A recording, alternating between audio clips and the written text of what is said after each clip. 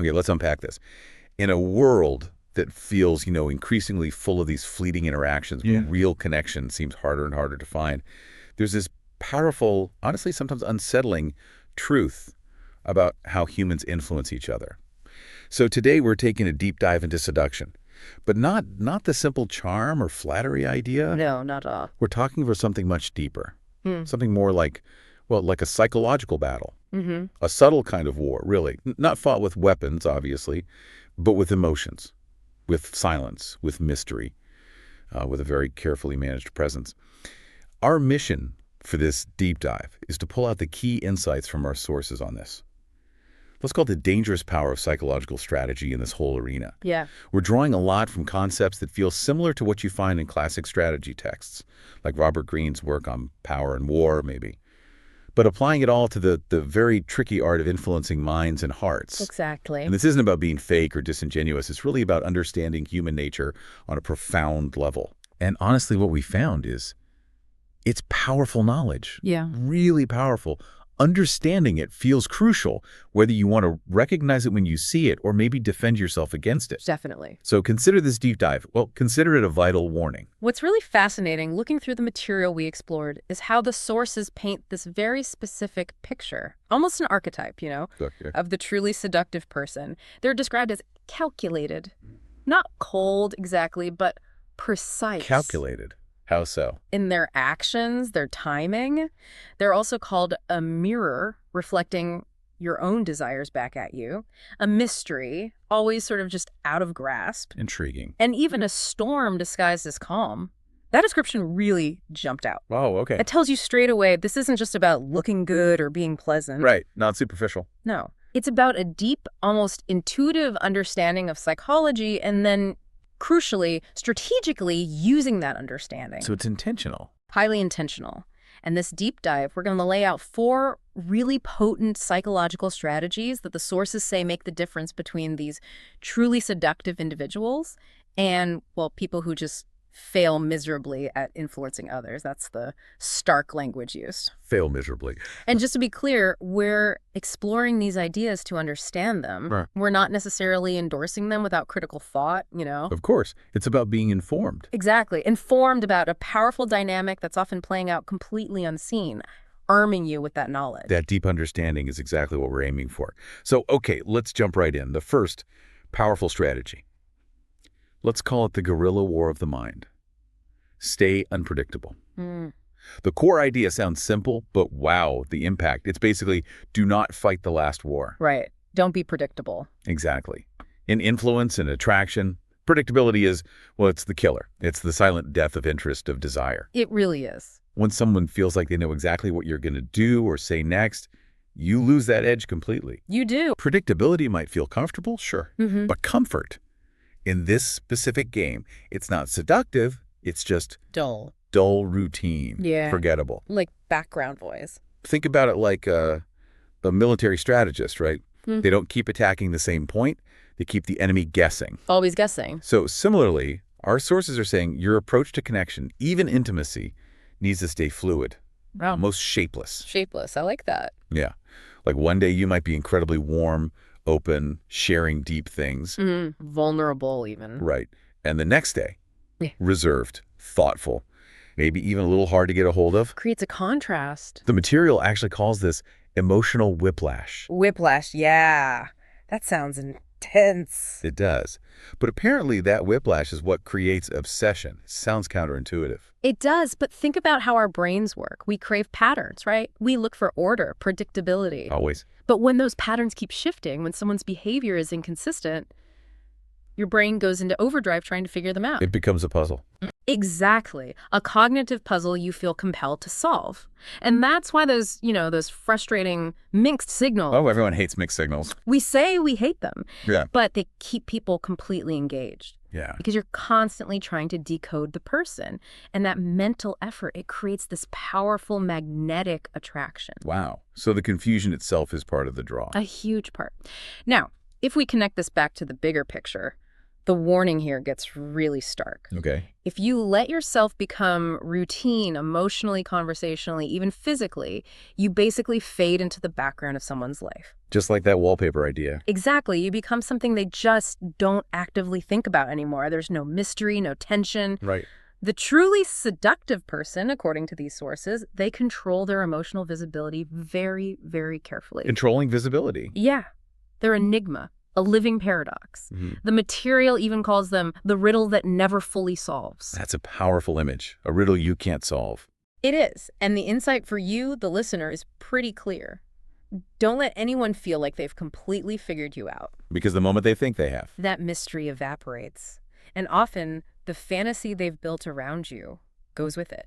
So understanding this strategy, it's empowering in two ways, maybe. How so? Well, first, you can recognize when maybe you're being kept off balance by someone else's shifting patterns. Definitely. Awareness is key. And second, it shows why maybe others lose interest if you become too predictable in your own interactions. Absolutely. It cuts both ways. It highlights that constant tension, doesn't it? Between the comfort we think we want and the captivating interest that unpredictability creates. Yeah, that point about becoming background noise. Yeah. That really hits home. And it sets us up perfectly for the second big strategy, the counterbalance strategy. Occupy the moral high ground. This one is fascinating, a real paradox. It really is, because this is where that war metaphor gets super subtle. The sources say appearing obviously harmless, that can actually be a weak move if you want real influence. Interesting. Why harmless is weak? Well, maybe not weak, but not potent. But what's more seductive, more powerful, is appearing principled, refined, almost like you're above common desires, above the messy stuff. Above the fray. Exactly. It's not about actually being untouchable. It's about strategically making others chase you. Okay, how does appearing principled make people chase? You position yourself as someone who doesn't need love or approval or intimacy. Not in the same way others seem to. Like you're self-sufficient. Right. You carry yourself with this sort of dignity and restraint. And paradoxically, that makes people let their guard down. Why? Because they trust you more. Exactly. They trust you because you seem pure, or at least not driven by the same base motives they might suspect in others. They think, this person isn't like everyone else. They project onto you. Totally. Our sources mentioned Victor Lustig, the con artist who sold the Eiffel Tower twice. Incredible story. Right. And how did he pull it off? Not with obvious tricks or flashy charm. He seduced his marks, sophisticated people, by appearing morally superior. How did he seem superior? Calm, impeccably refined, deeply intellectual, and crucially, utterly disinterested in grubby things like money or quick deals. Even though that's exactly what he was after. Precisely. That perceived high ground is how he fooled gangsters, shrewd businessmen. People who should have known better. It wasn't about his actions, but the illusion of his character. Okay, this raises a really important question. And a serious warning, too. Go on. Seduction without any kind of principle underneath it. Oh. That just looks like manipulation. It feels slimy. Right, people see through that eventually. But when someone masterfully plays the role of virtue, people almost unconsciously start projecting their own hopes, their ideal selves, onto that person. So you become their fantasy. You become their fantasy, their aspiration. The material really stresses this. People are desperate for something or someone to admire, to look up to. They want to believe in something better. Exactly. So this strategy is all about controlling the perception of your values. You become the calm in their chaos, the stillness in their storm. How does that play out practically? Well, imagine everyone around you is gossiping or panicking about something. You remain composed, observant, maybe even a little aloof, but in a dignified way. Not joining the frenzy. Right. And that moral distance, surprisingly, it doesn't push people away. It creates this gravitational pull. They want to get closer, to feel worthy of your calm, your perceived integrity. They want to be near that. People don't just want raw desire. They also crave the feeling of security that comes with admiration, connecting with someone they see as better.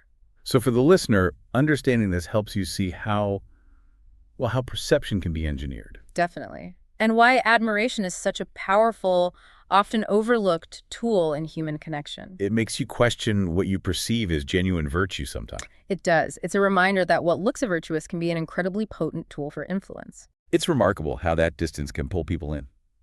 Makes you think about, everyday interactions, not just these grand historical cons. For sure. And that leads us right into our third strategy. This one feels powerful, maybe a bit dangerous too. The non-engagement strategy. Retreat to advance. Yes, the power of withdrawal. The principle here is, well, it's blunt, almost brutal.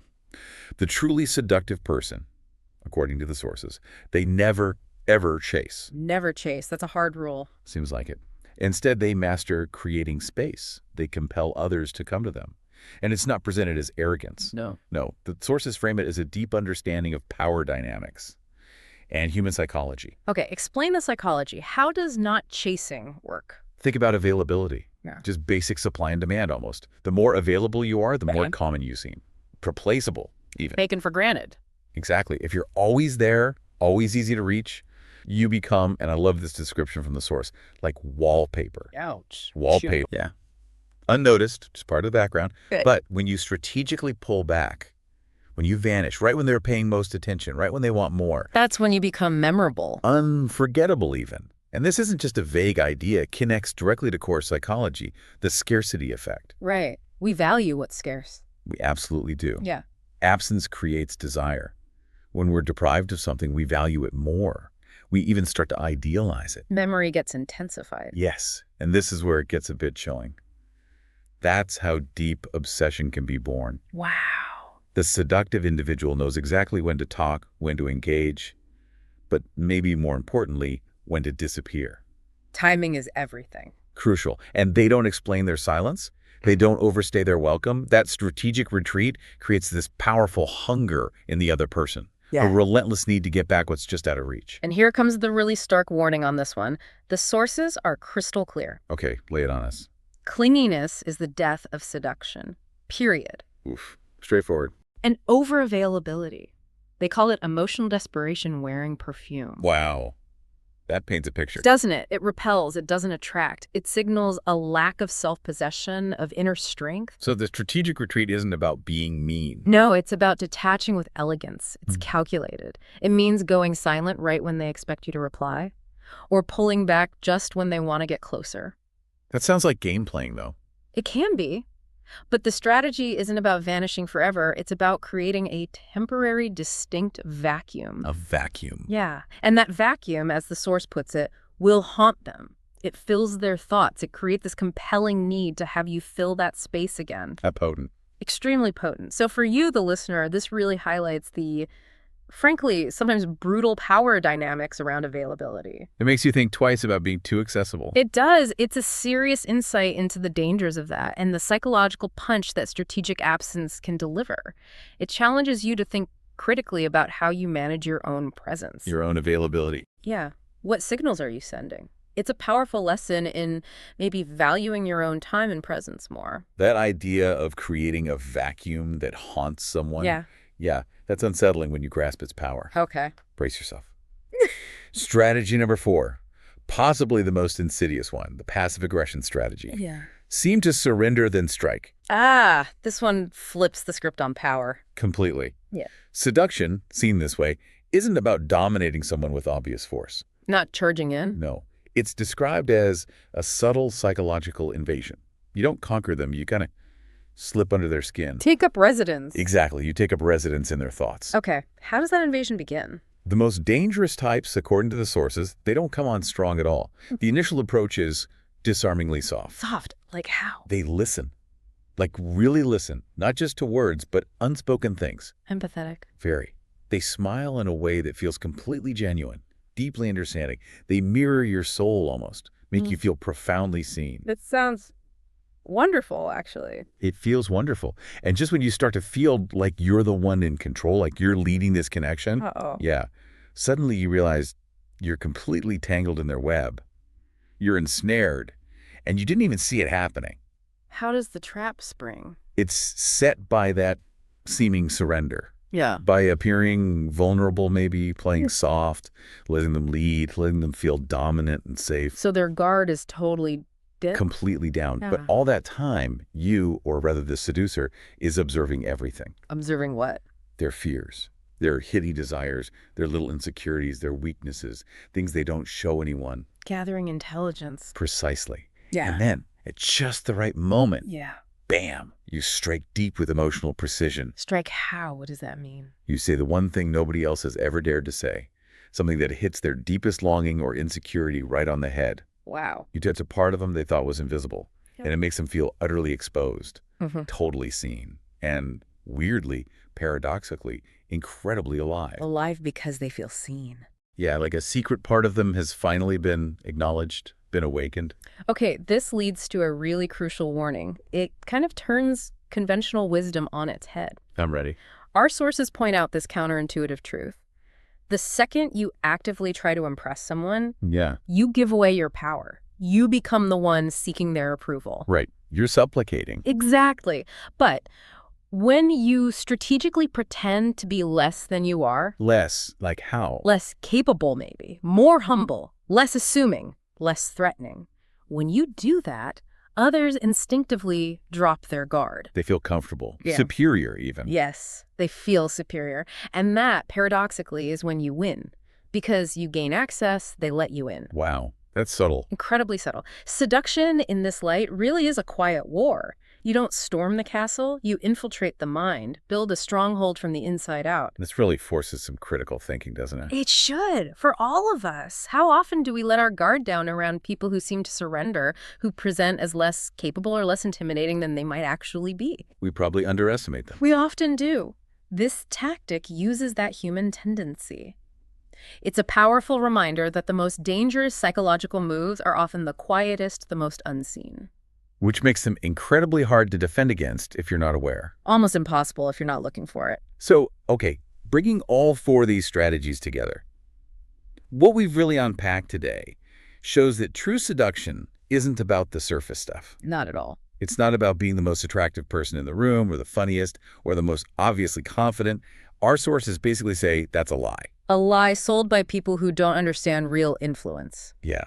Instead, true seduction is about, well, emotional control, deep psychological insight, and impeccable timing. Knowing people. Knowing people better than they know themselves sometimes. Understanding their hidden gears, their desires, their fears. And here's where it gets really interesting for me. People, deep down, seem to be drawn to what haunts them. Haunts them. How do you mean? Drawn to what they don't fully understand. Drawn to what feels just slightly out of reach. That mystery, that puzzle we talked about. The enigma factor. Exactly. And the goal here, for you listening, isn't necessarily to go out and become these, well, manipulative figures. No, definitely not the primary goal. Right. The real power comes from recognizing these patterns, these sophisticated strategies, Yeah. seeing them when they're being used consciously or maybe even unconsciously by people around you. It's about discernment, Yeah. seeing clearly. Yes. Discernment. That's the perfect word. And that leads us right to the final, profound warning from our source material. It's delivered with this chilling clarity. Okay, what is it? Seduction is not a game. It is a skill. Learn it well, or you will become its victim. Wow.